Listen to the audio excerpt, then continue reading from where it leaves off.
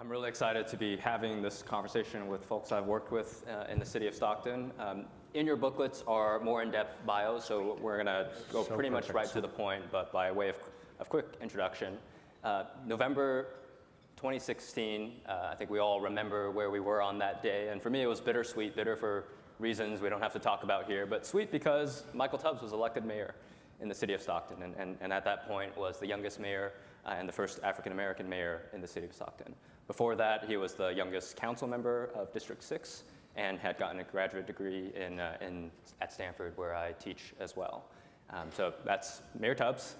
And Ann Rogan, you started with an entrepreneurial background and came to Stockton shortly after Michael began in 2017 as a Fuse Fellow. And your first phase of that work was under the topic area of workforce development, and now you're beginning a second phase on economic innovation.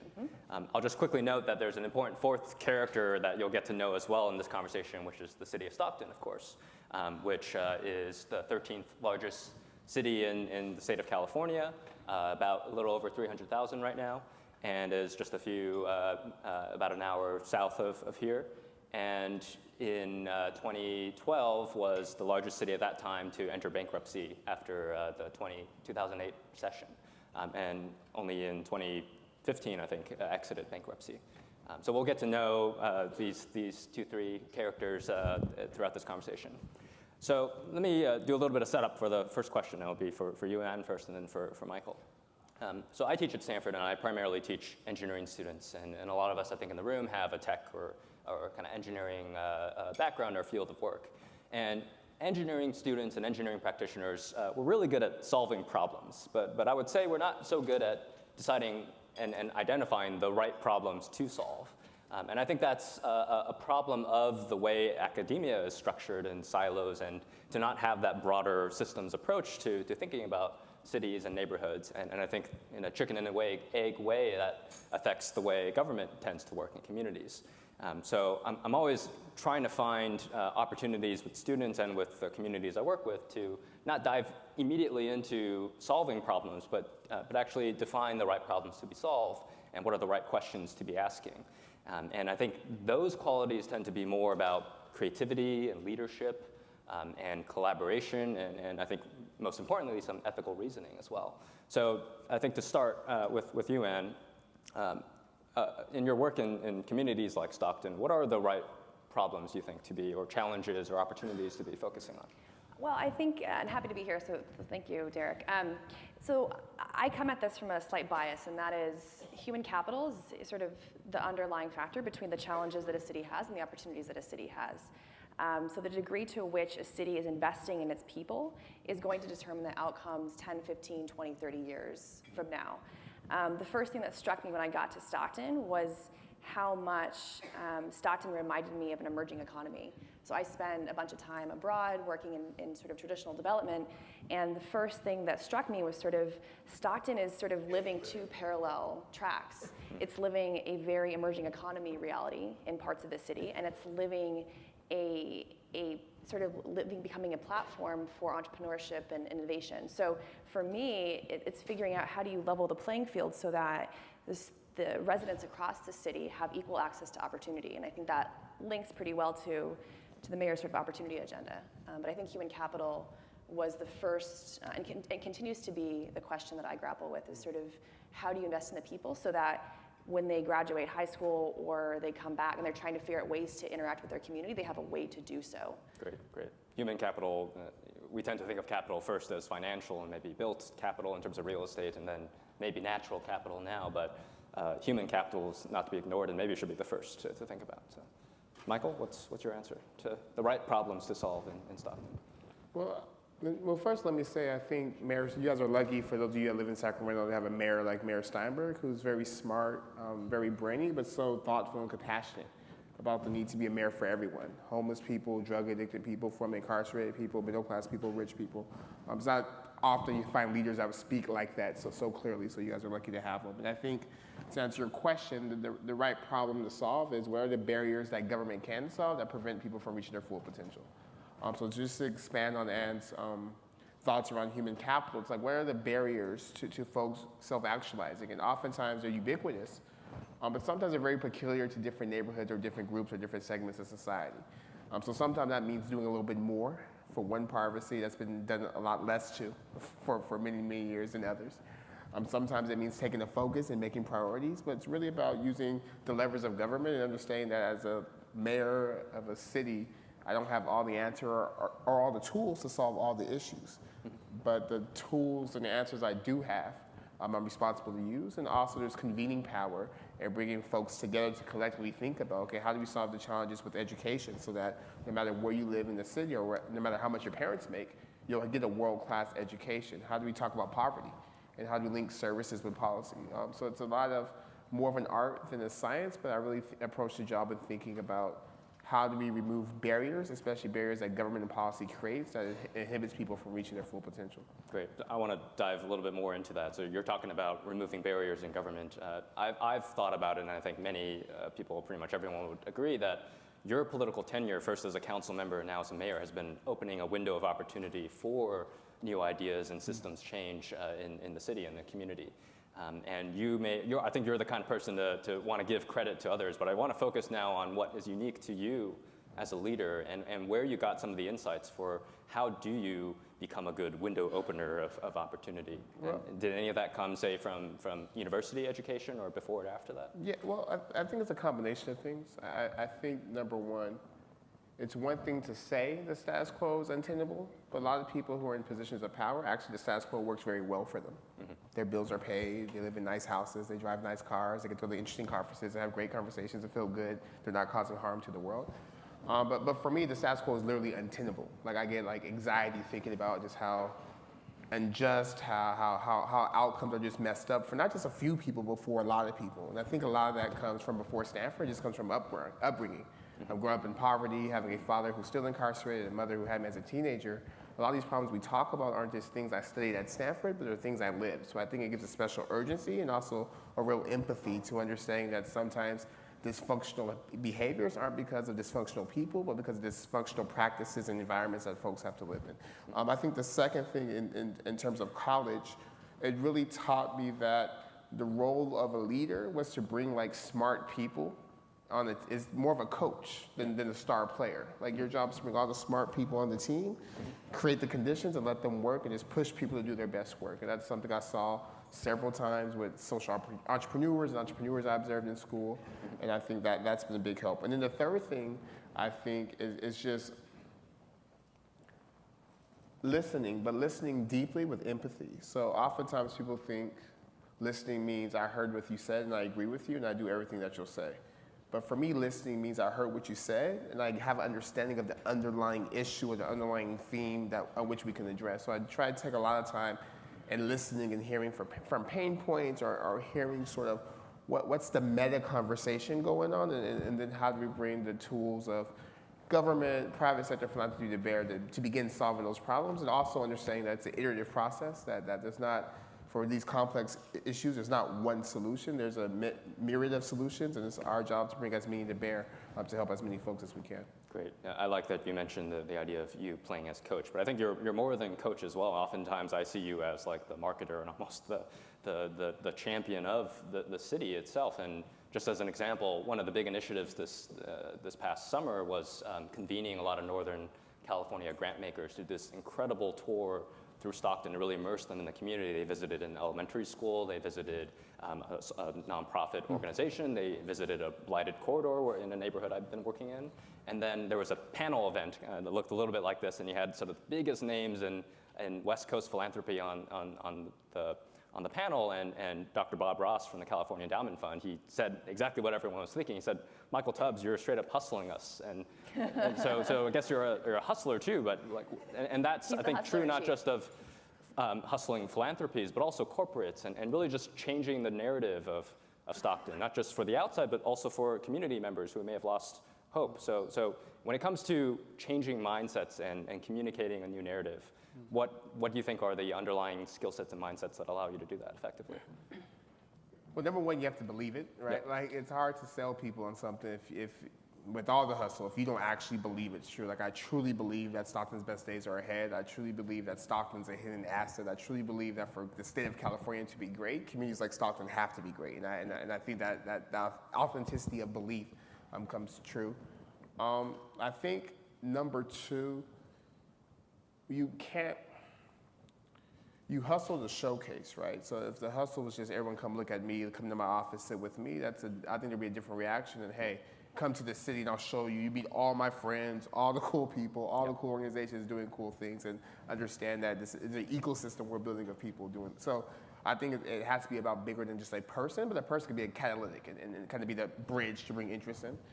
And then I think number three, you have to like hustle for a goal. Like I'm not a gerbil. Like running on a wheel is not fun in and of itself, but if there's a destination, if there's an outcome, then I think it makes the hustling worth it.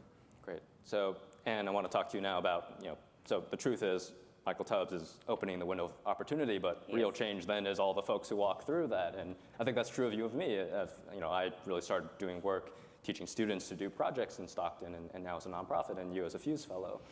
So give us a sense of this broader community of actors now in Stockton, and I think it's been framed as a collective impact model, this idea of cradle to career, but what exactly does that look like on the ground in Stockton? Yeah, so it's an interesting question because for those that are uninitiated to the collective impact world, and I certainly was, you sort of step into this world where it sort of operates at the intersection of local government partnering with sort of a nonprofit type of framework. But more than nonprofit, it's sort of saying how is healthcare connected to education, which is connected to housing, which is connected to jobs. And so on the face of it, you can try and describe it in a straightforward linear way, but it's on the back end, it's not. It's quite messy. I think intentionally so. It has to be messy to get to where you're going. And so it's been interesting and challenging at times to navigate sort of what role does the collective impact model account for. There's, in our collective impact sort of framework that we have outcomes around economic development and workforce. And last year, my first year in Stockton, we spent a lot of time sort of laying the foundation for that work. So partnered with University of the Pacific and Valley Vision to architect a workforce development action plan. And we've largely built on top of that. So now we're sort of pursuing and implementing the recommendations that came out of that. And really it's about figuring out how do you start to put things into practice and test. Great. I want to push you on a point here where I think, so first I agree with the importance of acknowledging that these systems issues are messy, and I think they're really messy because of human decision making. And you can just get all the right people into the room, but there's a fine line between all hands on deck and too many cooks in the kitchen, or just heroic efforts by individuals and individual organizations, but that aren't truly coordinated and collaborative.